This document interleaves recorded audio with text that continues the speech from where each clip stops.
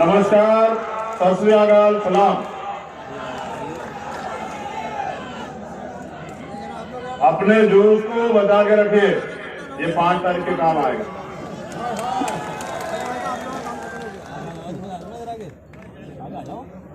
जलते घर को देखने वाले, फूस का छप्पर आपका है, आग के पीछे तेज हवा है, आगे मुकद्दर आपका है। तेरे कत्ल पे मैं भी चुप था, मेरा नंबर अब आया।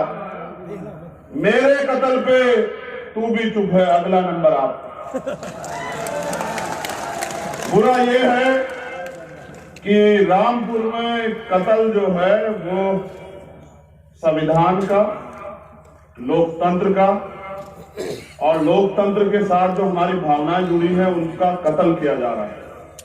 मैं शुक्रिया अदा करता हूं कि रामपुर को यह अवसर जल्दी मिला, उन्हें सरकार को यह बताने का कि आपने हमें पिछली सरकार में क्या दिया। आज की सभा के मुख्य अतिथि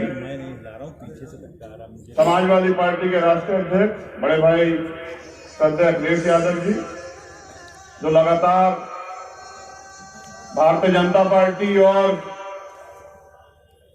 इनके बुरे मंसूबों के खिलाफ मजबूती से लड़ रहे हैं। आपने कोई और यहाँ रामपुर के साथ दूसरे फोन से जिनकी मेहमान नवाजी, जिनके रिचार्ज करना प्यार के लिए मैं आया हूँ, जिनको मैंने लड़ते देखा, बड़े भाई कायदे रामपुर आजम खान साहब, मैं उनका दिल से धन्यवाद करता हूँ कि वो इस लड़ाई को लड़ रहे हैं। यहाँ उपस्थित इस मंच पर जल्दी आगे गेट पे समाजवादी पार्टी के वरिष्ठ नेतागण, पूर्व एमपी, पूर्व एमएलए, वर्तमान एमपी, वर्तमान MLA, 2 minute Azad Samaj party के सीनियर पदाधिकारी, राष्ट्रीय लोकदल के सीनियर पदाधिकारी, महान दल के सीनियर पदाधिकारी, विधानसभा का सर्टिफिकेट जो है वो बीजेपी के प्रत्याशी को जारी करा दे, इसके अलावा कोई रास्ता नहीं। रामपुर की जनता तो दोबारा आजम खान, अखिलेश यादव जी के भरोसे पे खरी उतरेगी और यहाँ आपके मंसूबों को सबक सिखाने का काम करेगी। आप मेरी बात को याद रखना। मुझे तकलीफ एक बात की है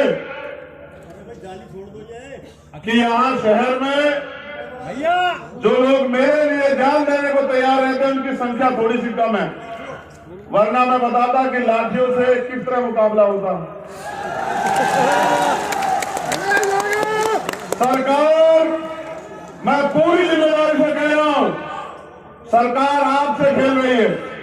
ये जनता है, आवाम है। जिस दिन आवाम खड़ी हो जाती है, अच्छे से अच्छे बादशाह निजाम भी कुचले जाते हैं, सरकार भी बदलती है और दिमाग भी ठीक होते हैं। ये भारत है, ये क्रांति की धरती है रामपुर। यहाँ इस भारत में, यहाँ रेशमी रुमाल तहरीक भी चली भारत में, उत्तर प्रदेश की सरजमी से। हमने सामना किया अंग्रेजों का, हमारे बड़ों ने, और जवाब दिया तुम अंग्रेजों से बुरे नहीं हो सकते, और बुरे हो सकते तो याद रखना जो अंग्रेजों का इलाज हुआ था वही आपका होगा। इस सरजमी में मेरा वादा है आपको।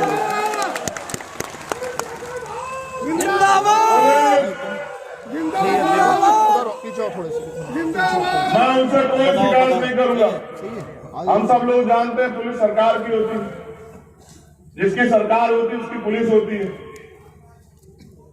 पूरे बॉर्डर पे आजम भाई कहेंगे तो आप सोचोगे भाई इसलिए कह रहे हैं कि हालात खराब है। मैं कह रहा हूं, मैंने सारी बातें कल सुनी, लेकिन कल पूरी दिन और रात में, पूरी रात हम लोग मिलकर रहे कार्यकर्ताओं से, सुबह से मिल रहे हैं, हर एक गली तक पहुंचने का प्रयास कर रहे हैं। और जो मंजर बताया जा रहा है उसके बाद में बात कह रहा हूं, झंडा, गाड़ी देख के, नाम पूछ के, जाति पूछ के सड़क ब्लॉक करके रोक रहे हो।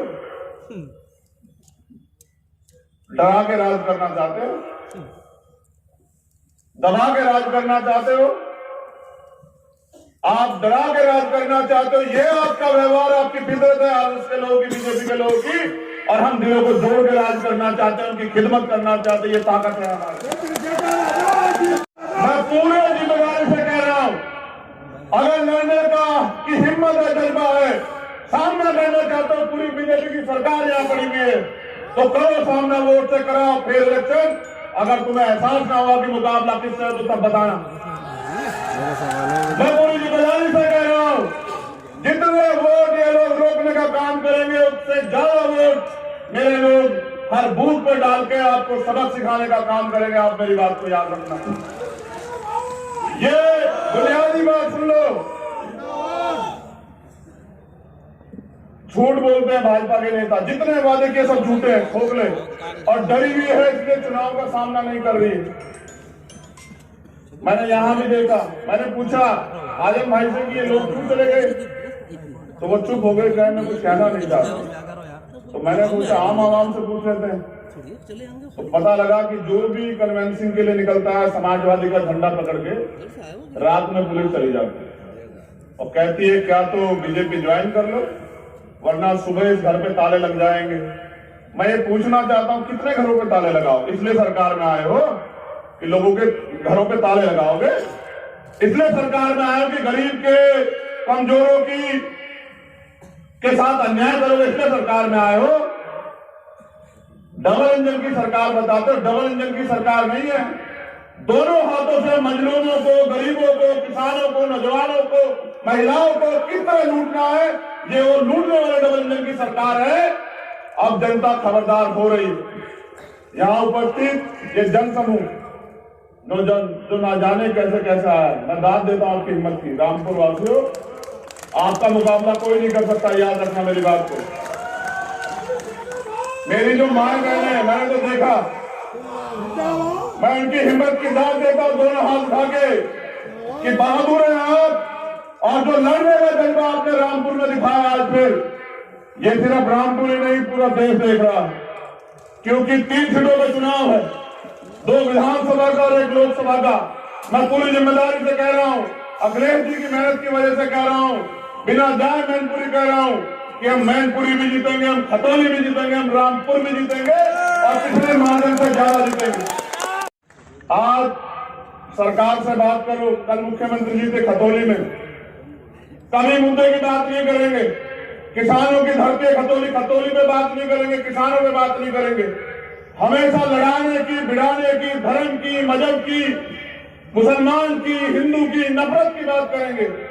और अगर कोई पूछे कि कहां है रोजगार साहब, पहले तो भर्ती नहीं आती, भर्ती आती तो कोई भर्ती बैठे हैं, पूर्व मुख्यमंत्री हमारे बड़े भाई बैठे हैं, भर्तियां उनकी सरकार में भी हुई है, पिछली सरकारों में भी हुई है, लेकिन एक भर्ती ऐसी जिसका पेपर लीक ना हुआ।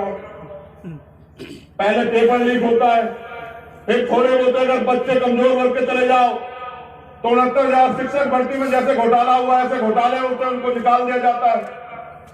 फिर अगर कुछ बच जाए तो यहाँ पुलिस के लोग खड़े, दरोगा की भर्ती में आपने नहीं देखा क्या हुआ, पूरा का पूरा पेपर लीक हो गया, आंसर शीट गायब हो गई।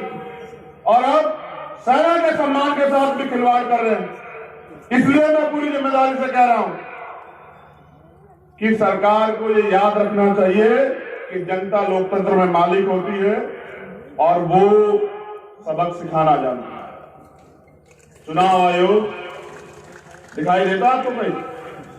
हमारी सभी सम्मानित नेतागण लिख रहे हैं, अधिकारियों से बात कर रहे हैं, कोई जवाब नहीं। जवाब कहां से आ जाएगा भाई?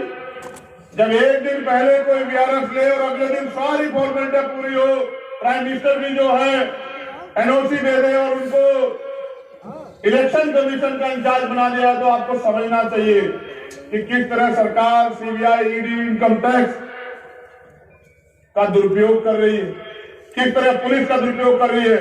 भाई पुलिस आपकी लिखाओ मुकदमे, धारा इनको लगा दी, लगाओ धाराएं, करो कत्ल, जो मनाए करो, आवाम है फैसला लेगी और 5 तारीख को बताएगी आपको रामपुर में और उत्तर प्रदेश के अन्य चुनाव में कि जनता से बड़ा कोई नहीं और जनता से टकराने वाले का अंजाम क्या होता है। आज मैं यहां इसलिए हूं, पिछली गलतियों से सीख लेके कि मेरे कंधों पे बड़ी जिम्मेदारी, जो अन्याय आज मजलूम सह रहे हैं, उनकी उम्मीदों को टूटने नहीं देना। लोकतंत्र खतरे में, संविधान खतरे में, और लोकतंत्र में जनता तय करती है कि आगे कौन बढ़ेगा, लेकिन यहां तो जनता को रोका जा रहा है। चंद लोगों से चुनाव कराना चाहते हैं। अगर बीजेपी ने वास्तविकता में यहां के मुख्यमंत्री जी ने कुछ काम किया होता तो काम गिनाते। अभी तो ये गिना रहे हैं कि मैंने आजम खान को कितना दर्द दिया, मैंने अखिलेश यादव को कितना दर्द दिया, मैंने समाजवादी के अन्य नेताओं को कितना दर्द दिया, मैंने आरएलडी वालों को कितना दर्द दिया, और सब लोगों को कितना दर्द दिया। मैं तो निर्दोष होते हुए 16 महीने जेल में रहा, रासुका लगाई गई, दवाई इलाज की जरूरत पड़ी तो इलाज बंद कर दिया गया, परिवार से मुलाकात बंद कर दी गई। जब मैं कल सुन रहा था अपने बड़े भाई को, तो मेरे याद आ रहा था, मैं भावुक हो रहा था कि देखो किस तरह का सामना करना पड़ता है। दोष क्या है कि मैं अपने लोगों की आवाज उठा रहा था, राजन भाई यहाँ कौम की आपकी लड़ाई लड़ रहे हैं, बस ये दोष है, बाकी चोरी किसी की नहीं की है उन्होंने। ये समझना पड़ेगा आपको कि आपके वजूद को, आपके नेतृत्व को निस्तानाबूद करने की तैयारी। गलती मत करना मेरे लोगों, मैं आप सबसे अपील कर रहा हूं। और जो कमी समी रह जाए, अगर ये यहां जोर लगाए तो आप गांव में जोर लगा देना, और पूरी जिम्मेदारी से 5 तारीख को साइकिल का बटन दबा के भाई आसिम रजा साहब को विधानसभा भेजने का काम करना। अन्य अखिलेश यादव जी के, जयंत चौधरी जी के, आजम खान साहब के हाथों को मजबूत करना, और ये बताना कि अब हम आपकी झूठी बातों, झूठे वादों में और नफरत के झंडे में नहीं आएंगे। हम एक थे, हम एक हैं, और डटकर सामना करेंगे।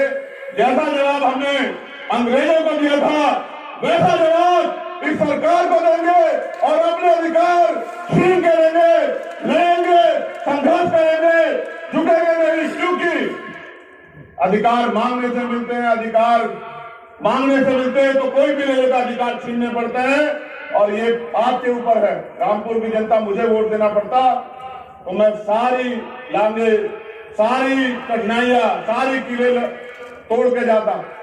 अब पूरी दुनिया ये देखेगी कि 5 तारीख को आप डरते हो। मुझे पूरा भरोसा है कि आप, हो सकता है आपका लहू बहा जाए, हो सकता है आपके रास्ते रोक दिए जाए। आप रोटी खाते हैं, कुदरत ने आपको, प्रकृति ने आपको जीवन दिया, मौत एक बार होती है, लेकिन अपनी क़यादत के फैसले, उनके हाथ मजबूत करने के फैसले, जैसे हालात में बहुत कम मिलते हैं, साथ देना और इनके हाथों को मजबूत करना। इन्हीं सब उम्मीदों के साथ मैं यहां से अपनी बात को खत्म करता हूं, और आपसे अपील करूंगा 5 तारीख को घबराना नहीं। आपका रास्ता कठिन जरूर है, नामुमकिन नहीं है। आपका रास्ता कठोर जरूर है, लेकिन बुरा नहीं है। किसानों, नौजवानों, महिलाओं, बुजुर्गों, बहनों, 5 तारीख को इंकलाब करना, ऐसी क्रांति की मिसाल जलाना कि सरकार भी याद रखे, इतिहास भी आपको याद रखे। बहुत बहुत शुक्रिया।